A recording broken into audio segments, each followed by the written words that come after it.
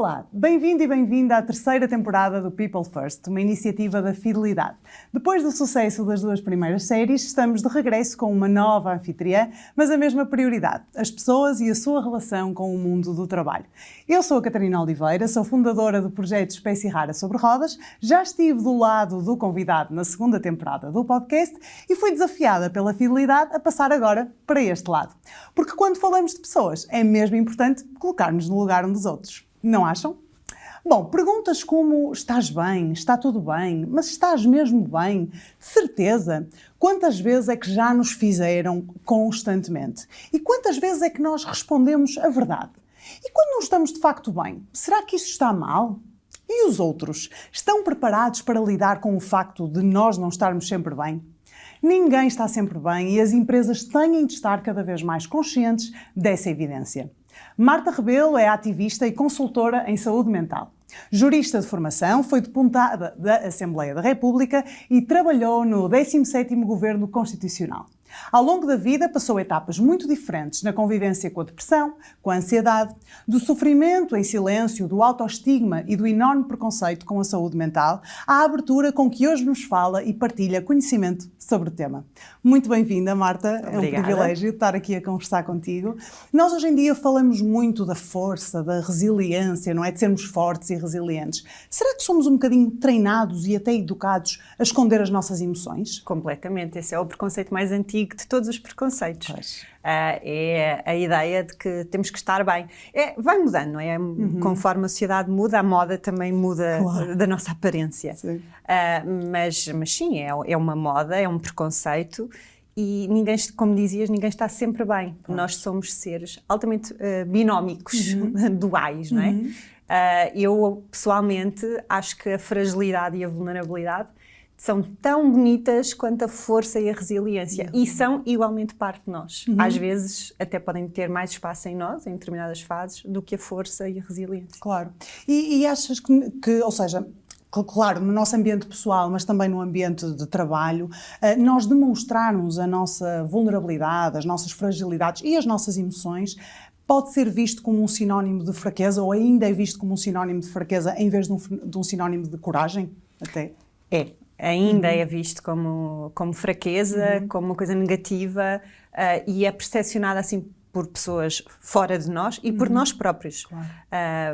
O autopreconceito, o autoestigma é uma parte muito importante desta conversa, infelizmente, porque nós achamos que nos colocamos numa posição de fragilidade quando reconhecemos que não estamos bem, quando manifestamos um dia mau e achamos que no local de trabalho não só não vamos ser compreendidos, como isso nos impede de progredir, de ter sucesso, de ser considerados para promoções, por aí adiante. Exatamente. E achas que o ser humano, digamos assim, claro que todos nós somos diferentes, mas a mim parece-me que às vezes há uma resistência em estar mal, ou seja, não nos permitimos às vezes à tristeza, à solidão, não é? Porquê é que achas que isso acontece, não é? Porquê é que a maior parte das pessoas não se permite a estar mal ou a demonstrar que está mal? Eu não sei qual é a raiz do problema, mas sei que tem séculos, não é? Esta coisa de nós fingirmos que estamos sempre bem, às vezes estamos, mas claro, fingirmos que estamos bem quando não estamos, é uma coisa ancestral. Acho que é muito primitiva e vem lá do tempo paleolítico das cavernas, porque se nós somos fortes, somos os líderes da tribo e, portanto, temos uma expectativa de sobrevivência maior, acasalamos com os mais giros ou as mais giras, claro, temos uma prole mais robusta e, portanto, somos líderes. Exatamente. Mas isso era lá no tempo paleolítico, não é? Foi há muitos, muitos séculos, já podíamos ter aprendido qualquer coisa. Sim, é verdade. E pegando nessa ideia de passado, não é? Houve-se muito esta questão de, a minha avó não tinha tempo para ter uma depressão. A depressão é uma coisa dos tempos modernos, a ansiedade é uma coisa dos tempos modernos. Podes-nos falar um bocadinho sobre isto, sobre esta ideia de que de facto a depressão não existe ou a ansiedade é só uma pessoa estar um bocadinho mais nervosa, quando de facto não é, não é? Era bom que fosse. Exato. Não tínhamos o problema e a escala de problema que temos atualmente com a falta de saúde mental de toda a gente. Essa é mais uma ideia pré-feita, mais um preconceito no contexto de tantos preconceitos com a saúde mental. A depressão existe estudada cientificamente e retratada até na literatura romântica há séculos. Curiosamente, começou por ser retratada como sendo um problema das mulheres. Pois. Passou por vários nomes, histeria, melancolia, e até à década de 60 do século passado era uma coisa percepcionada como extremamente feminina, por razões biológicas, porque nós éramos dadas à histeria e à melancolia, à tristeza. É curiosa a palavra útero, no grego antigo é histéria, de histeria. Pois. Portanto, a depressão é um fenómeno estudado há muito tempo. Nós hoje gostamos de dizer essas coisas. A minha avó não tinha tempo, antigamente não tínhamos tempo para isto. É por causa das redes sociais, é por causa da modernidade. Mas não nos lembramos, por exemplo, aquela coisa simpática dos choques elétricos, naqueles manicômios muito secretos, que hoje se vê retratado quase romanticamente em filmes, séries e produções de moda. Verdade. Isso foi há muito tempo, não é? Há mais de um século. Portanto, a depressão e os problemas de saúde mental, alguns menos comuns, mais difíceis ainda do que a depressão, existem há muito tempo e é sabido que existem. O preconceito também. A ansiedade, idem aspas. O que é interessante perceber sobre a ansiedade, a mim ajuda-me muito a perceber os porquês. Ajudou-me no meu processo de cura, ou não gosto da palavra cura, de remissão. E portanto sou como os miúdos, estou sempre, porquê? Informação. Quando percebo os porquês e a mecânica de funcionamento das coisas, ajuda-me. A ansiedade acontece porque nós estamos cronicamente estressados. O stress é uma coisa positiva, tentando resumir uma conversa muito longa. O stress é uma coisa muito positiva. A resposta orgânica e cerebral ao stress, desde também dos tempos das cavernas, permitiu-nos sobreviver, porque despoleta um conjunto de reações do nosso corpo, comandados pelo nosso cérebro, que toda a gente já deve ter ouvido falar disto, do flight or fight. Exatamente. Pronto. E é o stress, é a resposta de stress do nosso cérebro perante um perigo que nos permite escolher uma de 5, não são só 2, uma de 5 atitudes, tendo em vista sobreviver. Agora, o mundo foi mudando, não é? E os nossos stressores já não são propriamente os leões que nós encontramos à nossa frente a tentar comer-nos. Exatamente. Os stressores psicológicos da idade contemporânea são um fenómeno recente para o nosso cérebro, apesar de tudo, e nós, basicamente, estamos todos os dias a reagir como se tivéssemos leões à nossa frente e a estressar-nos cronicamente e a despoltar esta reação do nosso corpo, que é extremamente exigente. E isso causa stress mau, stress crónico e abre a porta à ansiedade. O que é que nós temos que fazer? Temos que fazer muitas coisas, mas temos que começar primeiro a perceber o que é que é essencial. O que é. A mim ajuda-me mesmo muito perguntar porquê, perceber qual é o nosso stressor e tentar reagir a esse stressor de uma forma diferente. Claro que isto é muito fácil de dizer, não é? Eu sei isto porque estudei muitos anos a coisa e fiz muitos anos de psicoterapia. E pronto, cheguei aqui a este ponto. Mas já houve pessoas a passar por isso e que têm esse conhecimento e que estão disponíveis para partilhar, então ouçam essas pessoas e façam um bocadinho de autorreflexão. E antes de ir pegar um bocadinho na tua história, falamos aqui da questão de como se desvaloriza ainda muito a depressão, a ansiedade, e lá está, como muitas vezes são condições que não são necessariamente visíveis, não é? A pessoa pode senti-las, isto não aumenta um bocadinho este autoestima e às vezes a falta de procura de ajuda, não é? Isto não é nada. Não, o meu marido diz-me que não é nada. O meu colega de trabalho diz-me que eu só estou nervosa. Isto não faz com que as pessoas se isolem às vezes ou até achem que não é nada, efetivamente? Sim, o estigma é o principal responsável pela ausência de procura de ajuda, não é? De iniciativa. É o responsável por uma série de coisas negativas e que geram esta crise de saúde mental em que vivemos. Gera também a iliteracia, não é? A falta de conhecimento. Nós muitas vezes procuramos nem saber, não é? Exatamente. Porque, isto passa. Não é? Eu não tenho nenhuma razão para estar assim, eu tenho tudo, que é outra frase feita que eu adoro, aquela pessoa tem tudo. Essa é muito comum. É muito comum e ninguém tem tudo. Exatamente. E é o nosso autoestigma nasce do estigma de todos, não é? Nós só temos estigma com a nossa saúde mental, ou outro estigma qualquer, porque a sociedade tem esse preconceito, tem esse estigma. E nós pensamos, não vamos ser aceitos pela nossa tribo, Claro. De acordo com os cânones e os parâmetros do que é socialmente aceitável, se formos divergentes do normalmente aceitável. E pegando agora um bocadinho na tua história, quando é que tu percebeste, ou como é que tu percebeste que de facto havia aqui algumas questões com a tua saúde mental que tu tinhas que olhar com outros olhos, e quais é que foram, como é que tu lidaste com elas? Olha, há um momento na minha história, na minha timeline, em que eu procuro ajuda e percebo que tenho que procurar ajuda. Que foi por volta dos 24 anos, quando acabei a faculdade e comecei a trabalhar. Acho que é um momento em que somos expostos, lá está, a stressores novos, a um mundo novo de responsabilidades e de stress e dúvidas, competição, tudo isso. E esse foi o momento em que eu percebi que precisava de alguém que me guiasse, alguém com conhecimento técnico. Claro. Boa. E comecei a consultar um psiquiatra. Olhando hoje para trás, os meus problemas de saúde mental são muito anteriores. Provavelmente começaram a desenvolver-se na infância. E acho que este ponto é muito importante, até porque estamos aqui numa conversa que também tem a ver com o mundo das empresas e a saúde mental no mundo das empresas. Que é este. Nós hoje falamos muito de prevenção em matéria de saúde mental. E, perfeito, eu concordo inteiramente. Se nós conseguíssemos prevenir e evitar que as pessoas chegassem a estar doentes, era maravilhoso. Mas a Organização Mundial da Saúde tem uma estatística que é absolutamente assustadora e que muda muito esta conversa da prevenção. E não é recente, não é não são números que venham do pós-pandemia, quando o mundo acordou para o fenómeno. São de 2015. Então, a Organização Mundial de Saúde diz-nos que em 50% dos casos as doenças mentais instalam-se até aos 14 anos. Uau. E mais 25% até aos 24 anos.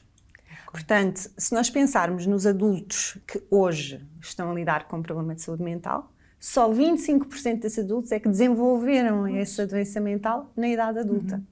Isto para as empresas, por exemplo, muda muito a lógica da prevenção, não é? Porque está lá atrás, não é? Nós estamos a trazer pessoas para a nossa organização que já podem... De base já têm qualquer Exatamente. E, portanto, hoje sabendo isto e refletindo e olhando para trás, os meus problemas, sobretudo de depressão, porque no meu caso a depressão antecede a ansiedade, provavelmente começaram a desenhar-se na infância. Depois da adolescência, aquela fase difícil para todos nós, com ou sem doenças mentais. Sem doença mental, exatamente. E depois, em jovem adulta, não é? Fiz o clique e pensei, espera, há aqui uma série de padrões que quando andas na faculdade podes ficar um dia em casa trancada porque não estás bem, sem teres que dizer a alguém que não estás bem. Mas quando tens que ir trabalhar todos os dias, a conversa muda um bocadinho, não é? Claro. E ajudando também, pegando aqui um bocadinho, porque as pessoas podem estar a sentir determinadas coisas e não saberem muito bem o que fazer. Quais foram, assim, os primeiros sinais, ou os sinais que tu te lembras que te levaram a procurar ajuda, não é? Porque na altura, quando procuraste ajuda, o que é que tu sentias que achavas que não estava muito bem? Olha, eu tinha um humor cíclico, tinha fases, não são fases, porque isto seria mais característico da bipolaridade, da depressão unipolar, que foi o meu caso.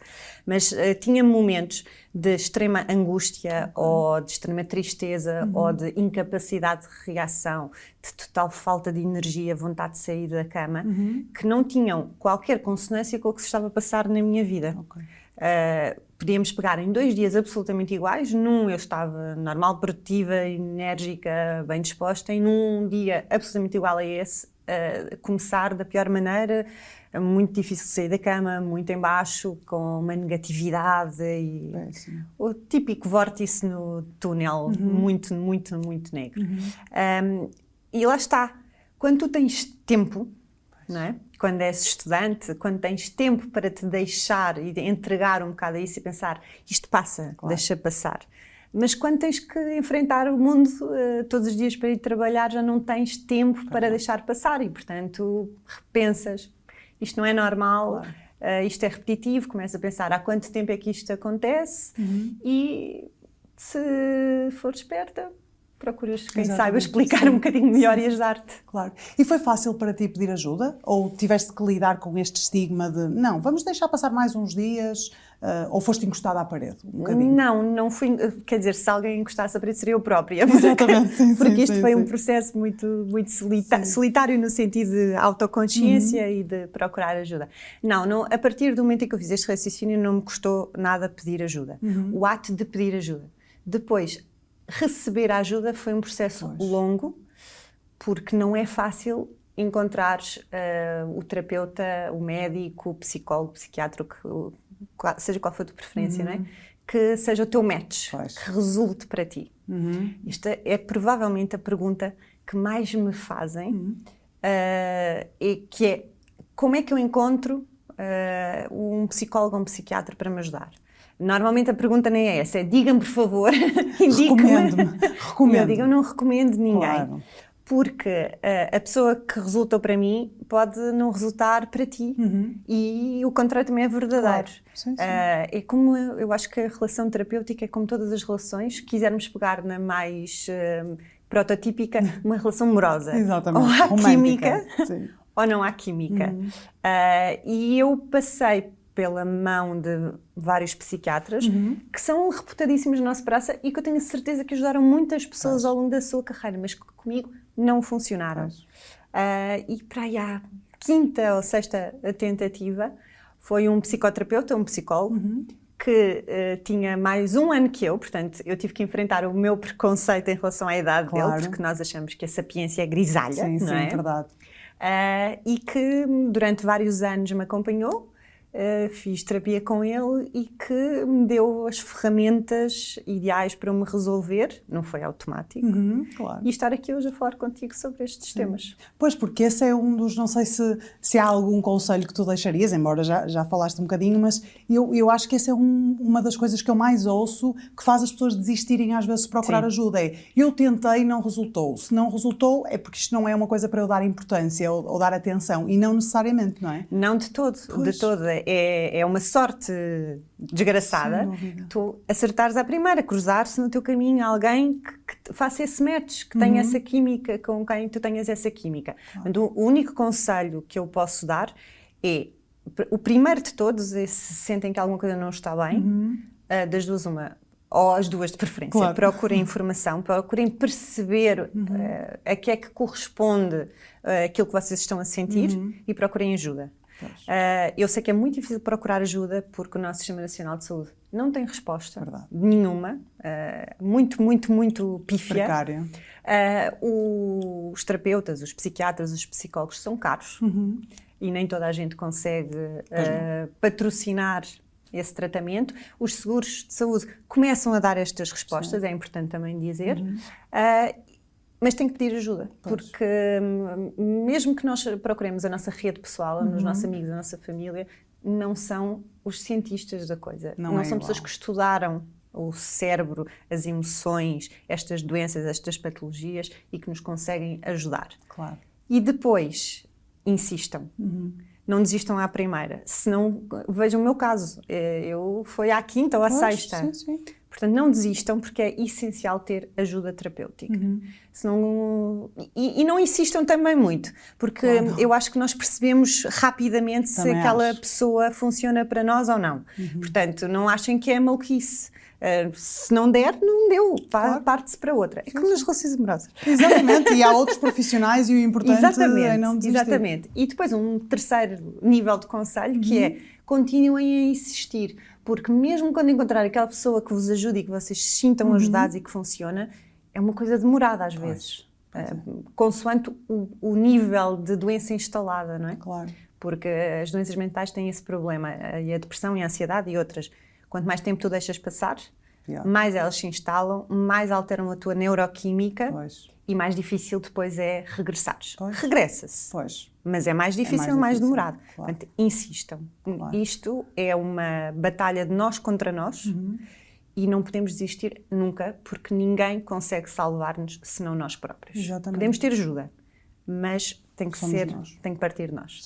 Sim, e como tu disseste, quer dizer, são coisas que se instalam às vezes durante anos, portanto não é no dia a seguir que vamos estar bem. Raras vezes. E eu acho que estas mensagens são super poderosas para as pessoas. Queria mesmo terminar pedindo-te algum conselho, alguma estratégia para as empresas e para as organizações. Como é que as empresas e as organizações se podem posicionar de uma forma de que se preocupam com a saúde mental dos seus colaboradores e de que contribuem para uma boa saúde mental de quem trabalha nelas, não é? Bem, eu acho que a primeira dificuldade que uma organização sente é ultrapassar o estigma, não é? Os 2 patamares de estigma. Porque nós não podemos pensar que por anunciarmos aos nossos colaboradores, a partir de agora vamos preocupar-nos muito com a vossa saúde mental, por favor, acusem-se. Exatamente. Isso não vai acontecer. Não acontece.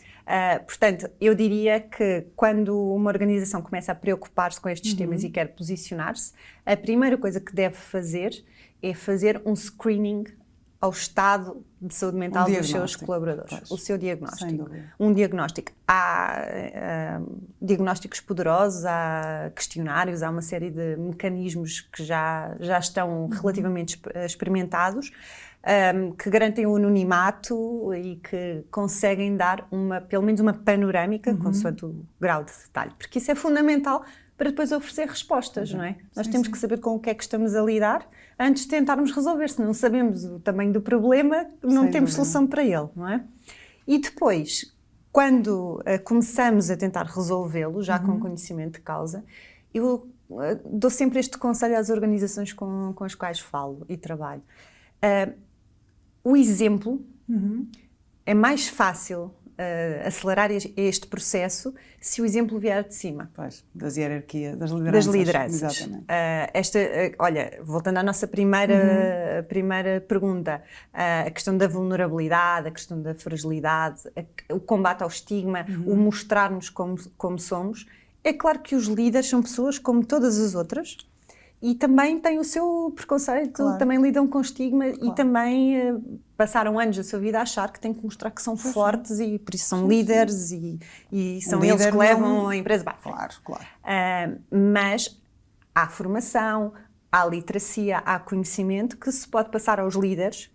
E se nós conseguirmos fazer essa mudança cá em cima, é muito mais fácil vir por aí abaixo e resolver e dar respostas eficientes. Porque isso é mesmo um problema muito grande para as organizações.